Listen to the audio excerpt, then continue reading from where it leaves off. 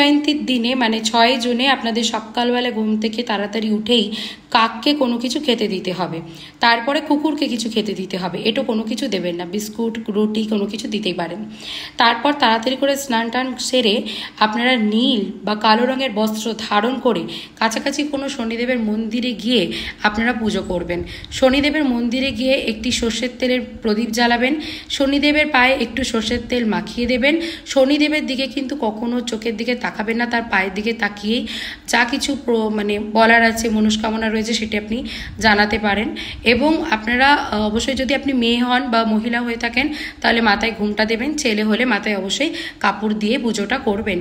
আর অবশ্যই নীলকণ্ঠ ফুল আপনি শনিদেবের পায়ে দিতে পারেন বা মালা পরাতে পারেন। এবং আপনি মন্দিরে বসেই 28 বার কম করে আপনি ওম শং শনিশ্চরায় নমঃ এই মন্ত্রটিকে জপ করতে পারেন। ওম নমঃ শিবায় মন্ত্রটি 28 বার জপ করতে পারেন। বাড়ি এসে আপনারা কম করে 8 বার হনুমান চালিসা মন্ত্রটিকে জপ করতে পারবেন।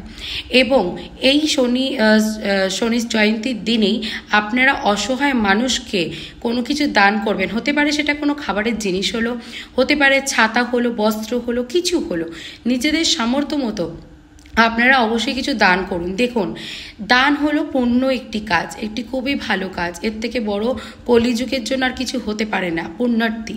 এবং শনিদেব যে রয়েছে সে কিন্তু আমাদের কর্মের দেবতা, আমাদের কর্ম অনুসারে কিন্তু আমাদেরকে নেগেটিভ প্রভাব দিতে পারে।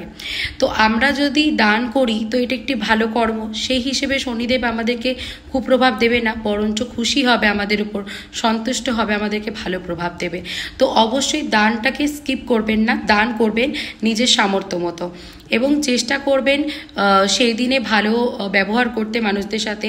কোনো যদি ব্যক্তি বাড়িতে আসে তাদেরকে তাড়িয়ে দেবেন না, তাদের যত্ন করবেন এবং গরিব মানুষকে অবশ্যই যত্ন করবেন।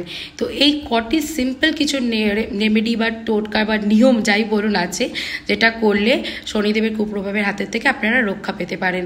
জয় শনিদেব বলে সবাই কমেন্ট করবেন।